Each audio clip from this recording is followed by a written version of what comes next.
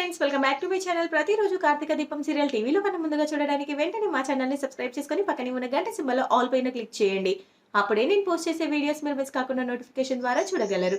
ఇక సీరియల్లోకి వెళ్తే కార్తీక దీపం సీరియల్లో గాయాలతో పడి ఉన్న సూరజ్ని ఇంటికి తీసుకొచ్చి శివనారాయణ ముందు నిలబెట్టి జ్యోత్స్నకి దిమ్మ తిరిగే షాక్ ఇస్తాడు. మరి అసలు ఏం జరిగింది? అసలు సూరజ్ని కార్తీక్ తీసుకురావడం ఏంటి? అసలు ఏం జరిగింది? మరి శివనారాయణ ఎలాంటి నిర్ణయం తీసుకోబోతున్నాడు?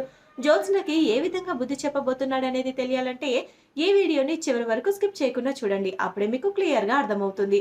అలాగే ఈ వీడియోని ఇప్పటి వరకు లైక్ చేయని వాళ్ళు ఇప్పుడే లైక్ చేసేయండి. ఇక సీరియల్లోకి వెళ్తే కార్తీక దీపం సీరియల్లో ఇంట్లో సుమిత్ర పుట్టినరోజు నాడు దక్షిణామూర్తి ఇంట్లోకి రావడం వల్ల నానా రచ్చ జరుగుతుంది.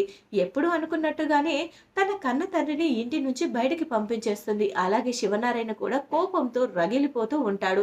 అలా ఆ గొడవ జరిగిన తర్వాత కేక్ కటింగ్ అయితే చేసి సుమిత్ర ప్రశాంతంగా ఉండాలని అనుకుంటూ ఉంటారు. అయితే జ్యోత్స్న మాత్రం ఏదో ఒకటి చేసి మా మమ్మీ దీప వల్ల సంతోషంగా ఉన్నానని ఫీల్ అవుతుంది. ఆ దీప వల్లే తన సంతోషం ఆవిరైంది అన్నది అందరికీ తెలిసేలా చేస్తాను.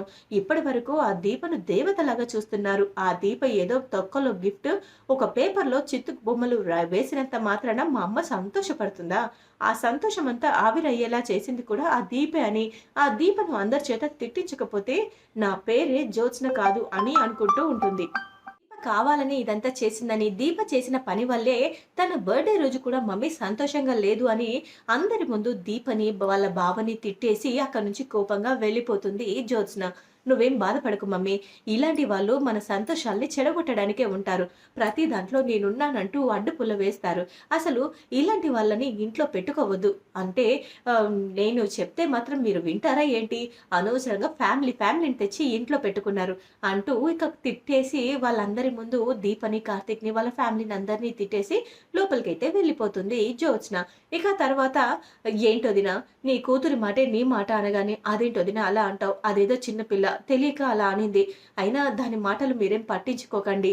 కానీ దీప, నువ్వు చేసింది మాత్రం చాలా పెద్ద తప్పు. ఎందుకంటే అసలు ఆ మనిషిని ఇంటికి రప్పించడమే నువ్వు చేసిన పెద్ద తప్పు. అసలు అలా ఎలా చేయాలనిపించింది?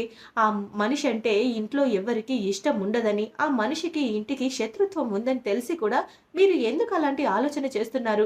ఇంకొకసారి మీరు అలాంటి ఆలోచన చేయడం మానేసుకోండి. లేదంటే ఈ ఇంటికి మీరు శాశ్వతంగా దూరం అవుతారు. ఇప్పటికీ దూరమైన బంధాలు సరిపోవా? ఇంకా మీరు కూడా దూరం అవుతారా?" అంటూ ఇక సుమిత్ర అయితే చాలా గట్టిగా బాధతో కూడిన మనసుతో అంటుంది. ఇక తర్వాత కార్తీక్ బయటకు వెళ్తాడు. "చూడు దీప, నువ్వు ఇవన్నీ ఆలోచించకు. ముందు నువ్వు అత్తయ్యని జాగ్రత్తగా చూసుకో. తన మనసు బాధపడుతుంది. నువ్వు ఒంటరిగా వదిలేయకు. తను ఎలాంటి బాధలో ఉందో. కానీ తన మనసుని బాగు చేసే బాధ్యత కూడా నీదే. ఎందుకంటే ఒక రకంగా పరోక్షంగా ఆ మనసు బాధపడడానికి కారణం మనమే అయ్యాం. కాబట్టి ఆ మనసుని సంతోషపెట్టడానికి కారణం కూడా మనమే అవ్వాలి" అని చెప్పేసి కార్తీక్ అయితే చాలా గట్టిగా దీపకు చెప్పేసి బయటికైతే వెళ్ళిపోతాడు. ఆ తర్వాత కార్తీక్ అలా బయటకు వెళ్తున్న సమయంలో సూరజు రక్తపు మడుగులో పడి ఉంటాడు దెబ్బలతో. ఇక సూరజ్‌ని చూసి "నువ్వేంటి ఇక్కడ? అసలు ఏం జరిగింది సూరజ్? లే సూరజ్" అంటూ లేపుతాడు. కార్తీక్ గారు మీరు అంటూ అనగానే, అసలు ఏం జరిగింది అనగానే, ఎవరు తెలీదు. నన్ను బాగా కొట్టేసి ఫోటో తీసి, వీడియో తీసి ఎవరికో పంపించారు. అసలు నన్ను కొట్టేంత శత్రుత్వం ఎవరికి ఉంది? నేనెవరి జోలికి వెళ్ళను. అంటే ఇదంతా నా మరదల పనే అయ్యుంటుంది. ఆ రోజు పొద్దున వీడియో చూస్తూ నవ్వుతూ మాట్లాడడం నేను విన్నాను. అంటే ఖచ్చితంగా ఇది జ్యోత్స్న పనే. చెప్తాను జ్యోత్స్న, నీ పని చెప్తాను అని చెప్పేసి, అసలు ఇంట్లో ఈరోజు అంత పెద్ద గొడవ చేశావు. నీ వల్ల ఇప్పుడు ఒక ప్రాణం పోవడానికి సిద్ధపడింది. అసలు నీ వల్ల ఒక ప్రాణం ఇలా రోడ్డు మీద పడి ఉంది అని చెప్పేసి కార్తీక్ అయితే హాస్పిటల్‌కి తీసుకువెళ్ళి సూరజ్‌కి పట్టీ కట్టించుకొని తన హ్యాండ్ ఫ్రాక్చర్ అవ్వడం, అలాగే తలకు దెబ్బ తగలడంతో చాలా బాధపడతాడు. తన వల్లే ఇదంతా జరిగిందని బాధపడుతూ ఉంటాడు. తన మరదలు చేసిన తప్పుకి తను క్షమాపణ అడుగుతాడు. ఇక సూరజ్‌ని గురించి తప్పుగా అర్థం చేసుకున్నందుకు, అలాగే సూరజ్ విషయంలో తప్పు నిర్ణయం తీసుకున్నందుకు జ్యోత్స్నకి ఎలాగైనా బుద్ధి చెప్పాలని అనుకుంటాడు కార్తీక్. ఇక కార్తీక్ సూరజ్‌ని హాస్పిటల్ నుంచి నేరుగా ఇంటికే తీసుకెళ్తాడు. ఇక తర్వాత సూరజ్‌ని అలాంటి స్థితిలో చూసి ఇంట్లో వాళ్ళందరూ షాక్ అవుతారు. "ఏం జరిగిందిరా? ఆ అబ్బాయికి ఆ దెబ్బలేంటి? అసలు ఇక్కడికి ఎందుకు తీసుకొచ్చావు? అసలు ఏమైంది?" అంటూ కాంచన, ఇంకా సుమిత్ర, శివనారాయణ అందరూ కూడా అడుగుతూ ఉంటారు. ఇక తర్వాత పారిజాతం వస్తుంది. వామ్మో! వీడేంటి నేరుగా ఇంటికే తీసుకొచ్చాడు. ఇప్పుడు గాని ఈ దెబ్బలకు కారణం జ్యోత్స్న అని తెలిస్తే ఆ ముసలోడు ఊరుకుంటాడా? రాచి రంపాన పెడతాడు. అసలు దీనికి వాడి జోలికి వెళ్ళకే అంటే వినలేదు. ఇప్పుడు చూడు గాలిన పోయే కంప నెత్తిన వేసుకున్నట్టు తగిలింది. ఇప్పుడు వెంటనే ఈ విషయం జ్యోత్స్నకి చెప్పాలి అని చెప్పేసి పరుగు పరుగున జ్యోత్స్న దగ్గరికి వెళ్తుంది పారిజాతం. ఇక జ్యోత్స్న ఎంతో సంతోషంగా ఉంటుంది. ఏంటే పాటలు వింటూ బాగా ఎంజాయ్ చేస్తున్నట్టున్నావు అనగానే, అవును గ్రహిణి. నాకైతే చాలా సంతోషంగా ఉంది. ఈరోజు ఒకసారి దీప దక్షిణామూర్తి గురించి మాట్లాడకుండా చేశాను. అలాగే ఒకవేళ మాట్లాడిన శివనారాయణ తాతకు ఉన్న కోపంతో ఆ తాత ఖచ్చితంగా వాళ్ళని కూడా దూరం చేసేసుకుంటాడని అర్థమైపోయింది. రెచ్చగొట్టి వాళ్ళు దక్షిణామూర్తి గురించి ఆలోచించేలా చేసి, అలాగే వాళ్ళని ఈ కుటుంబం నుంచి శాశ్వతంగా దూరం చేయడమే నా లక్ష్యం. వాళ్ళు దూరమైపోతే ఇక ఈ ఇంటి వారసురాలు గురించి ఎటువంటి టెన్షన్ అవసరం లేదు. ఏమంటావు గ్రాని? నేను చెప్పింది నిజమే కదా అంటూ అనగానే, నీ మొహంలో ఉంది. అలాంటి ప్లాన్‌లు చేయకుండా నువ్వు మధ్యలో ఆ సూరజ్ గాడి దగ్గరికి ఎందుకెళ్ళావు? వాడిని కొట్టించావు.